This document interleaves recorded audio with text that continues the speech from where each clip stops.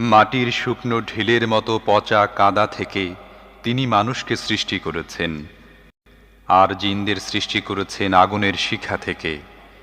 হে জিন ও মানব জাতি, তোমরা তোমাদের রবের অসীম ক্ষমতার কোন কোন বিস্ময়কর দিক অস্বীকার করবে?